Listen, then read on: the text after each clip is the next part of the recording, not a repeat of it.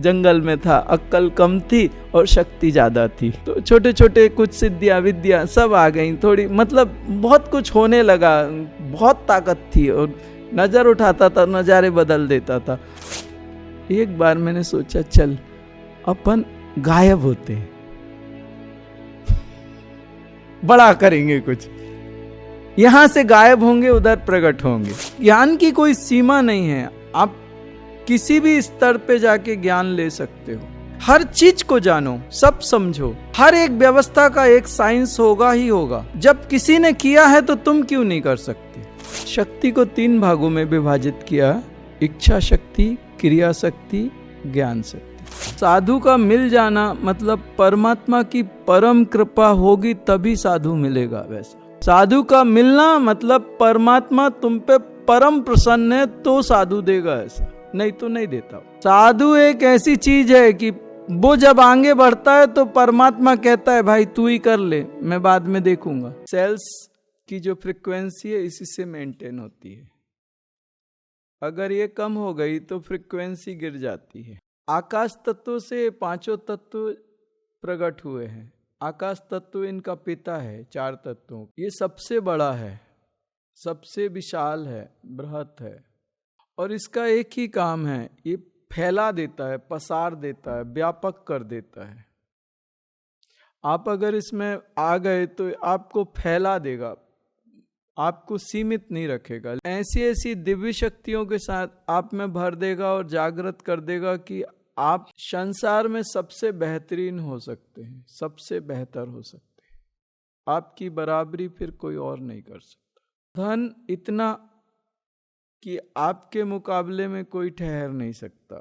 शांति इतनी, शीतलता इतनी, सामर्थ्य इतनी कि कम ना पड़े आप।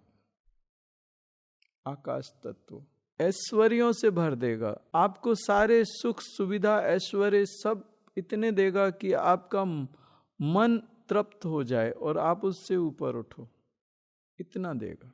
जितनी आप सोचते हो उससे कई गुना ज्यादा देगा। आपको कहना पड़ेगा बस अब नहीं, हो गया। खुद ही को कर बुलंद इतना ए बंदे कि हर तकदीर से पहले खुदा भी पूछे बता तेरी रजा क्या है।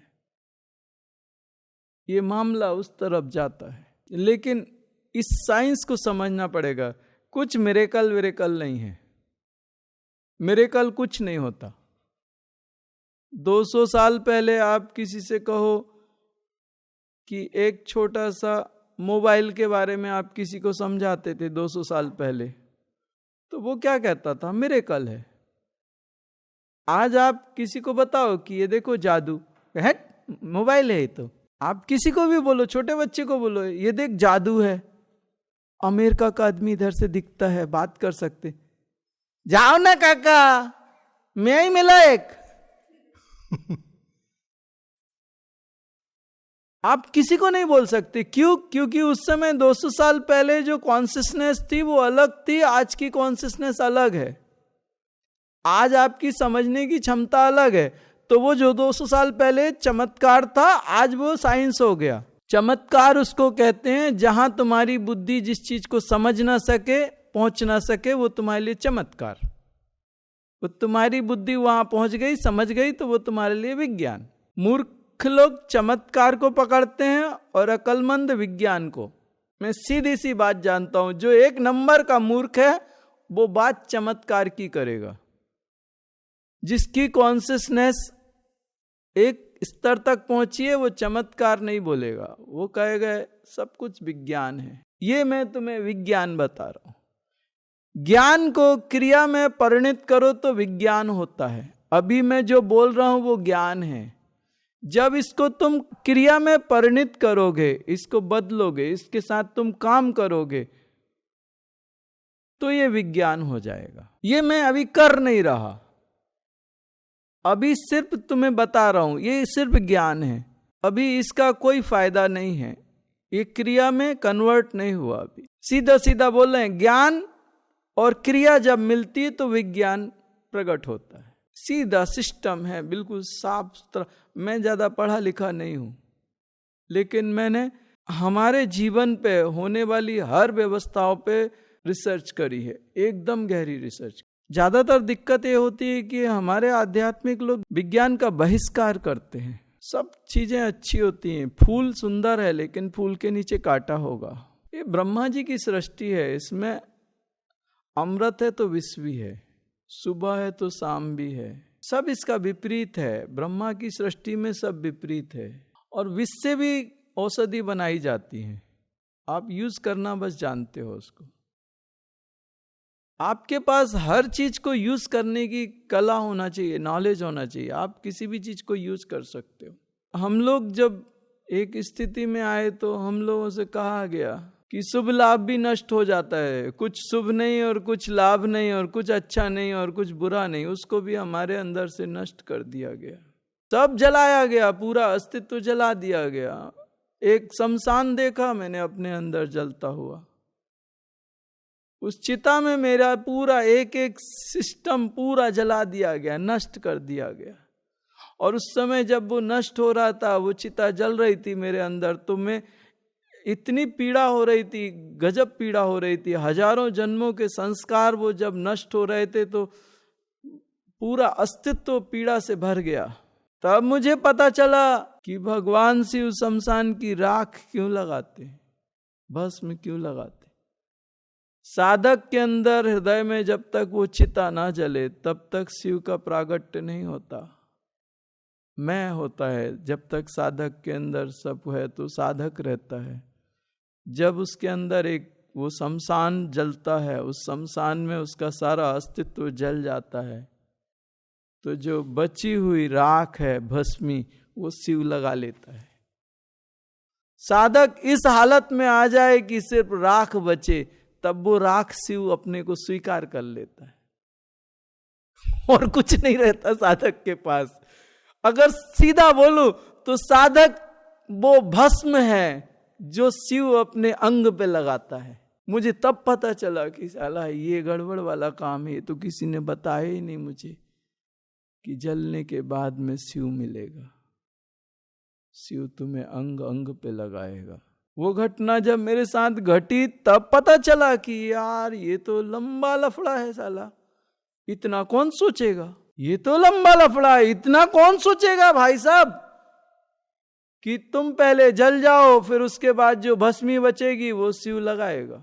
इसीलिए कहते हैं कि कैलाश के पहले मानसरोवर है, उसके बाद में एक शमशान है, उसके बाद में कैलाश है, और जो उस शमशान में जला नहीं वो कैलाश तक पहुंच नहीं सकता।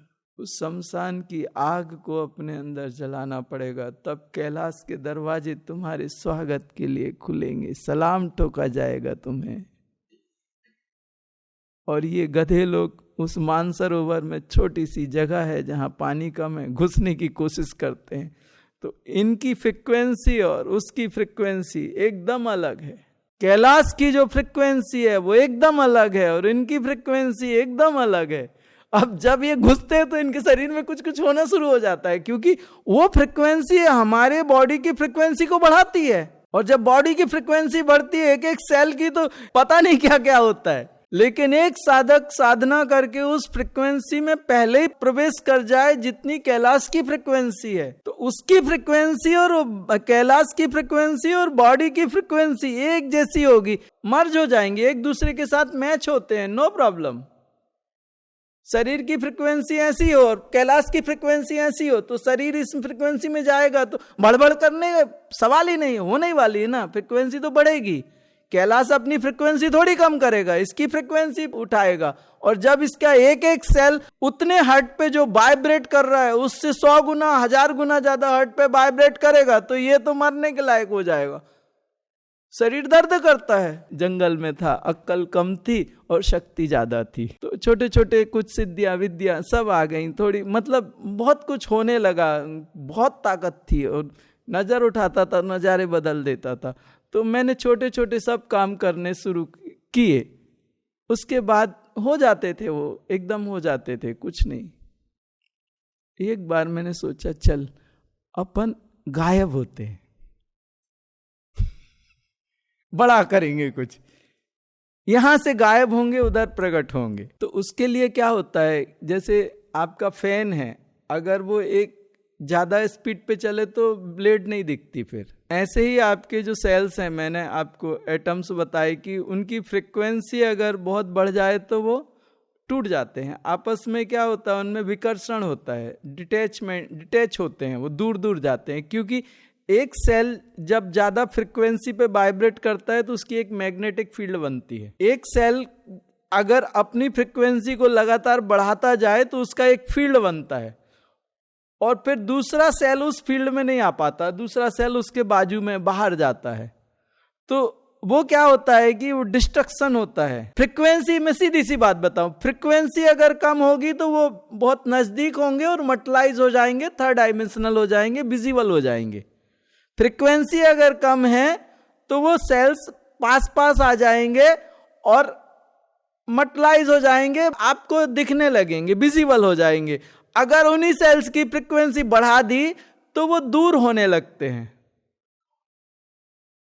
और वो सेल्स आपस में डिस्टेंस क्रिएट करने लगते हैं। वो सेल्स एटम्स में कन्वर्ट होने लगते हैं, एटम सब एटम में वो सब टूट फूट होने लगती है, डिस्ट्रक्शन प्रोसेस बोलते हैं उसको। तो वो क्या होते हैं कि वो अनविजिबल हो जाते हैं, टूटते हैं और दूर होते हैं, तो विजिबिलिटी खत्म होती जाती है उनकी, वो धुंधले होते होते होते खत्म हो जाते हैं। तो इन्हें कहा चल अपन करेंगे। और उस समय महाविद्याओं का आह्वान, मैं बहुत जानता नहीं था लेकिन महाविद्याओं का आह्वान कर लिया मैंने। और जिस समय वो महाविद्याएं, बाप रे बाप, एक बार कर तो लिया, जो शरीर टूटना शुरू हुआ और ऐसा लगता था ये भेजा पूरा टुकड़े टुकड़े होके ऐसा ब्लास्ट हो जाएगा बारीक बारीक टुकड़ों में, और ये पूरा शरीर 24 घंटे और करीब 2 साल तक मौत से कई गुनी ज्यादा पीड़ा सही। उस गलती के लिए मैं भगवती को कहता था, भगवती शांत, भगवती शांत। गलती हो गई और बढ़ती थी, मल्टीप्लाई हो जाती थी। भगवती शांत, क्षमा कर, या देवी सर्वभूतेषु शांति रूपेण संस्थिता, क्षमा कर क्षमा कर। वो जितनी बार मैं उससे प्रेयर करता था वो 10 गुनी ज्यादा मल्टीप्लाई हो जाती थी। 2 साल तक पानी पियो तो पित्त, खाना खा नहीं सकता, रात को 1 मिनट नींद नहीं, 1 मिनट नींद नहीं।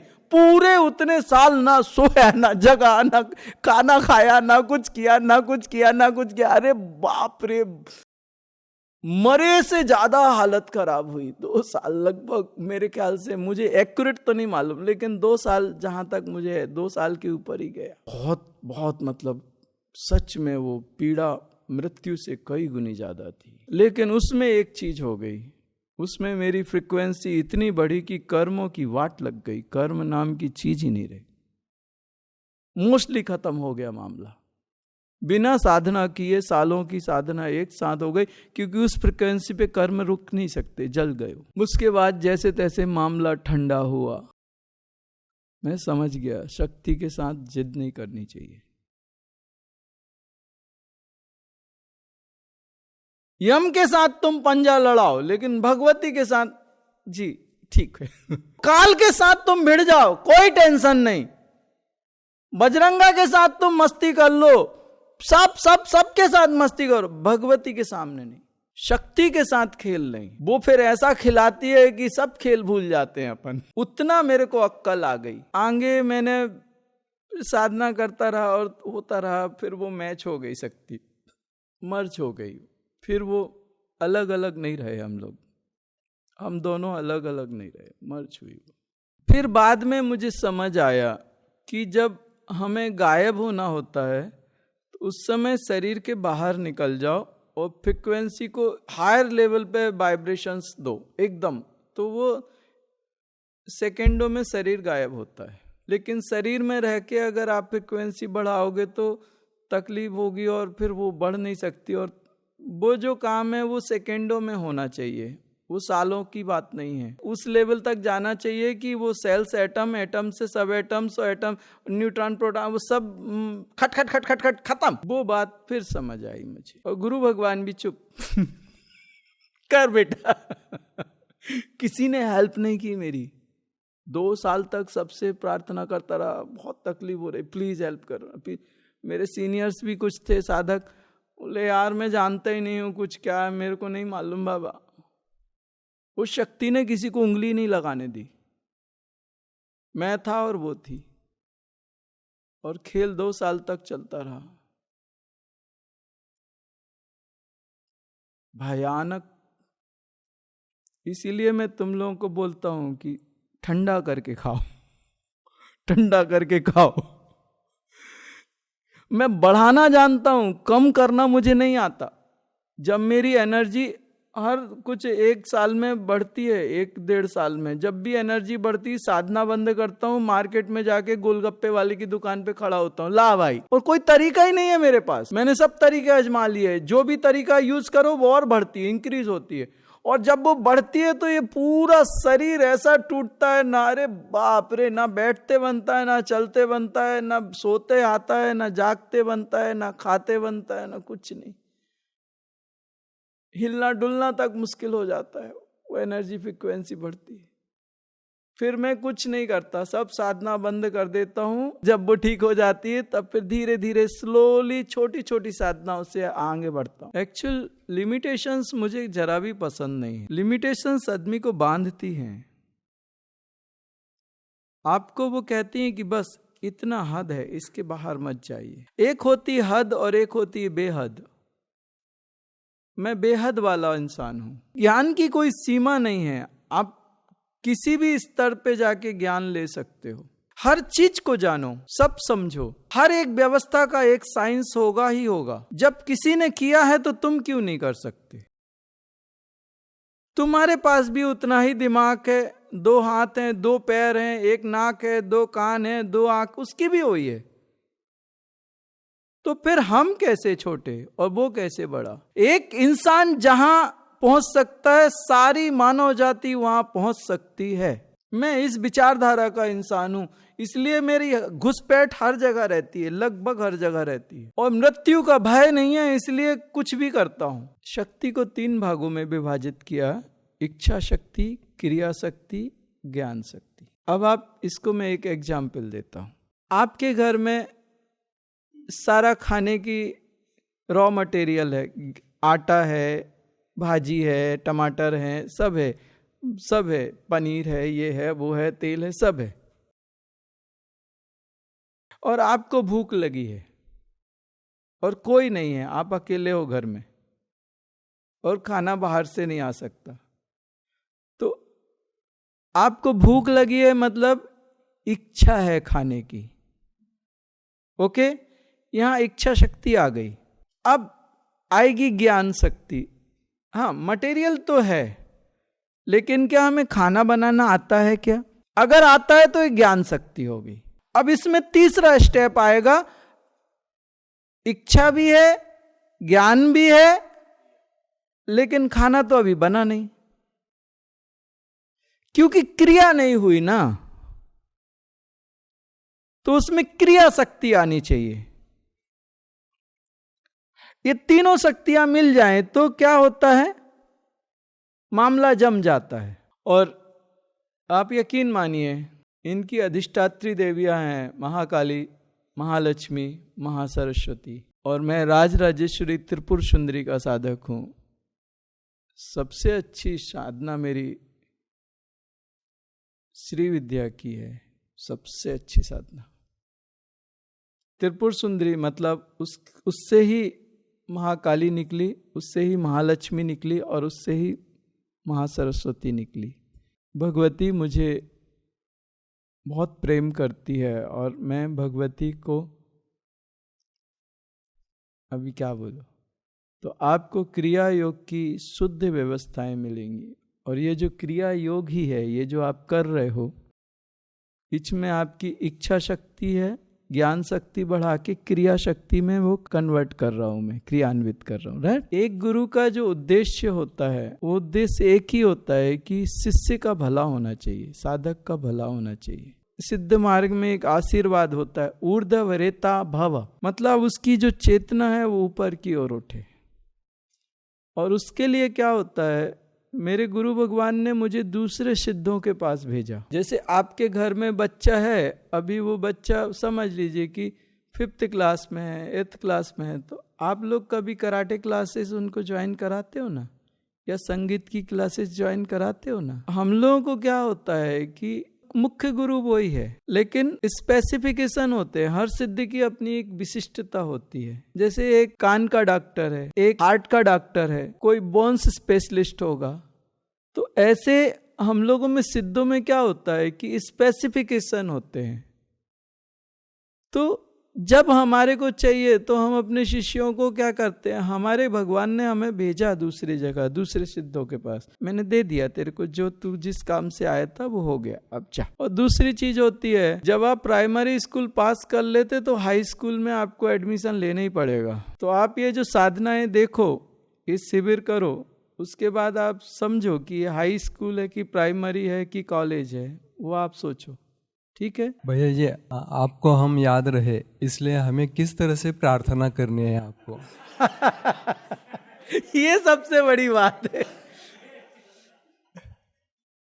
आपका जो समर्पण है, जब आप लोग बैठते हो तब आपके अंदर से एक एनर्जी निकलती है, वो मेरे तक आती है और मैं आपकी तरफ खिंचता हूं। पोथी पढ़ पढ़ जग मुवा, पंडित भवा न कोय, 2.5 आखर प्रेम का, पढ़े सो पंडित होए। ये प्रेम जो है ना, ये हृदय से निकलता है, हृदय के भीतर जाता है, ये दिल की बात है। और हम लोग दिमाग वाले नहीं, हम लोग दिल वाले हैं। तो आपके दिल से एक शुद्ध और प्रेम की भावना जब निकलती है ना, तो इधर पे ऐसी जाती है कि फिर छूटे नहीं छूटती।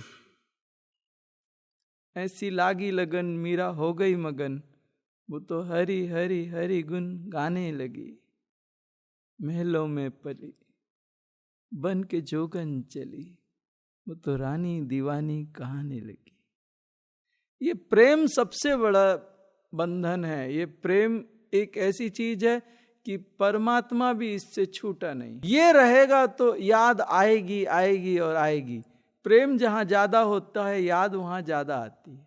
इस प्रेम को बना के रखना, इस प्रेम में वो सामर्थ्य है कि परमात्मा खड़ा होता है। ऐसा ये सबसे बड़ी शक्ति है अध्यात्म की। शक्ति की साधना बहुत खतरनाक होती है।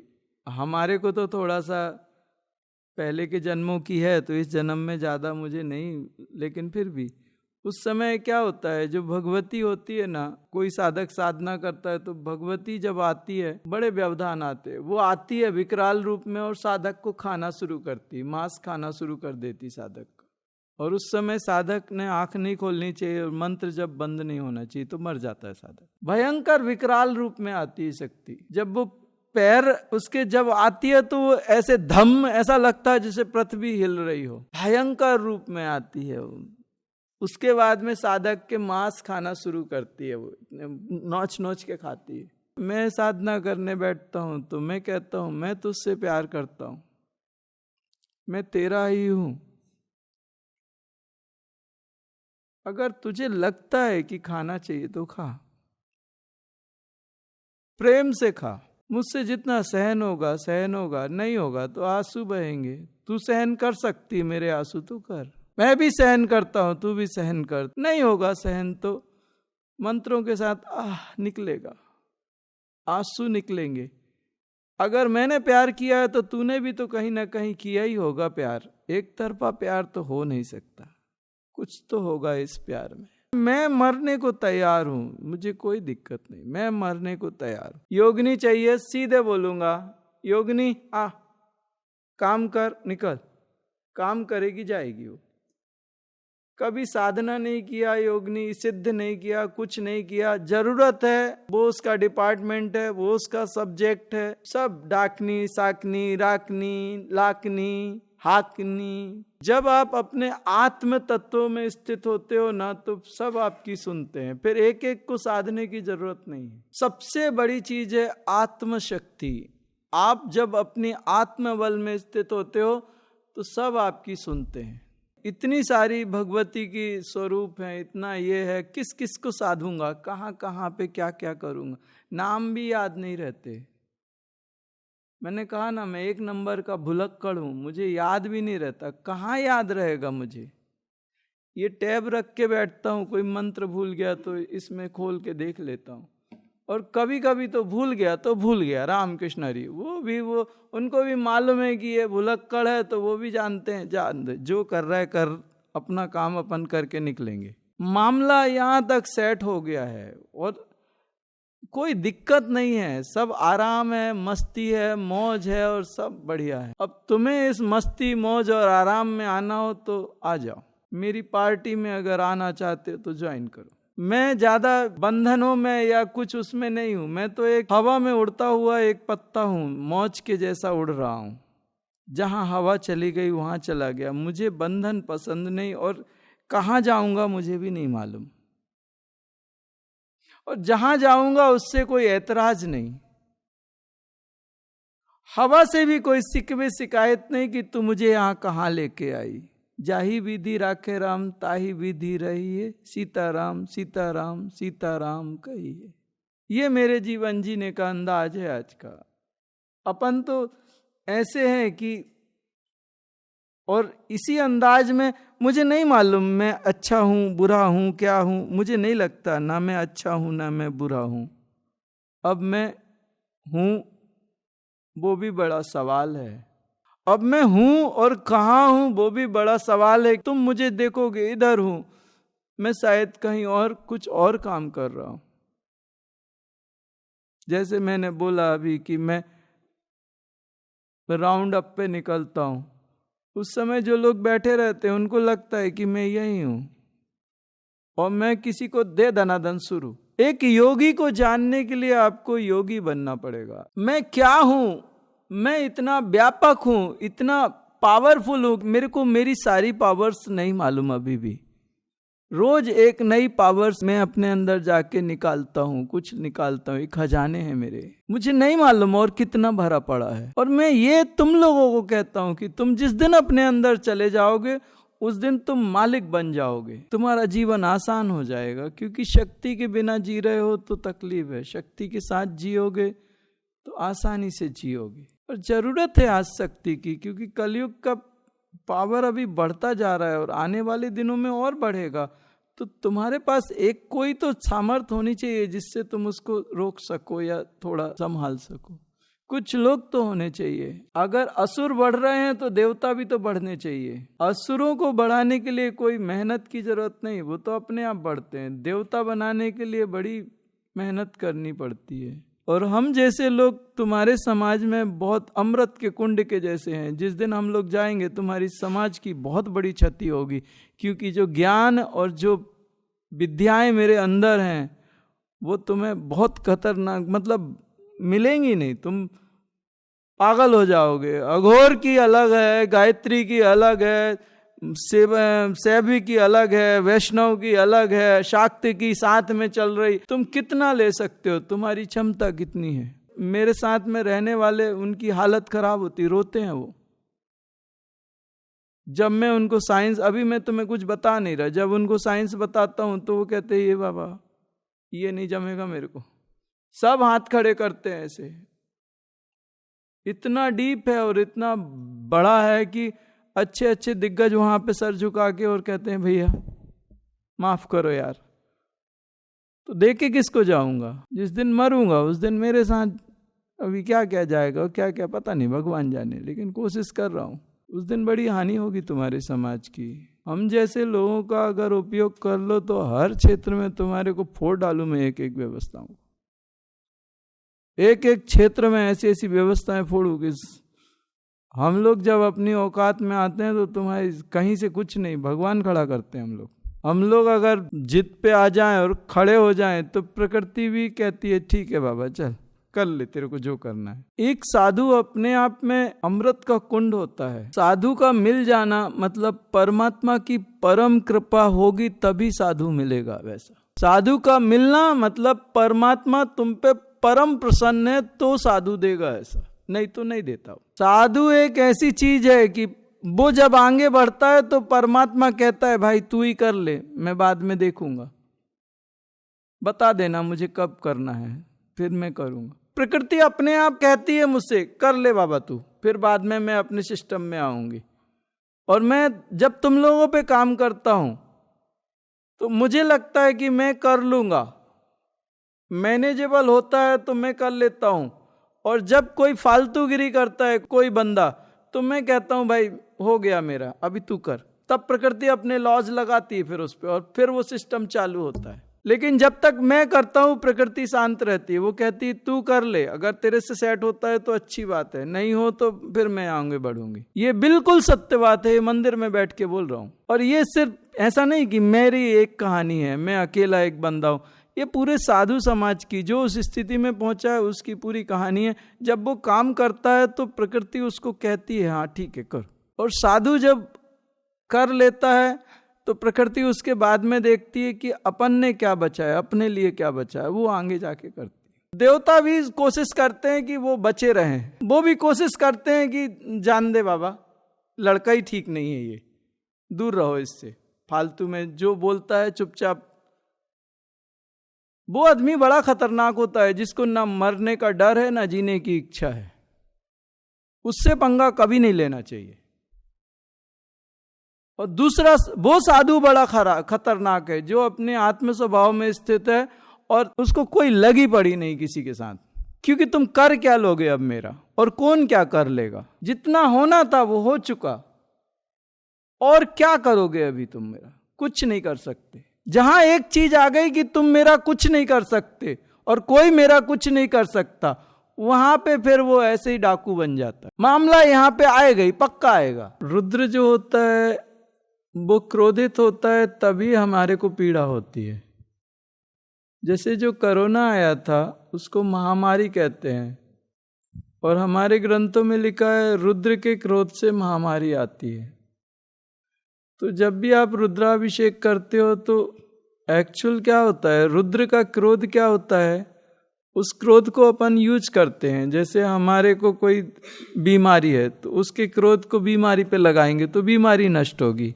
और कुछ भी जो चीज हमारे जीवन में अननेसेसरी अनवांटेड है उसमें रुद्र का क्रोध लगा दो तो वो नष्ट होगी। लेकिन वो क्रोध कभी कभी कंट्रोल के बाहर हो जाता है, जो चीजें अच्छी हैं उनको भी नष्ट करने लगता है। तो उसको उसके लिए रुद्राभिषेक में बोलते हैं ना, भगवान हमारे पुत्र की रक्षा करो, हमारी पत्नी की रक्षा करो, हमारी संपत्ति की रक्षा करो। तो रुद्र को शांत करना पड़ता है, उसको शिव बनाना पड़ता है। और वो शिव कब बनता है, जब उसका विवाह हो जाता है। विवाह के बाद में कितना भी गर्म हो इंसान, ठंडा हो जाता है, बिल्कुल एकदम मामला ठंडा हो जाता है। तो रुद्र जो होता है एकदम भयंकर होता है, और शिव होता है खुश रहो खुश रहो, अंतर आ जाता है।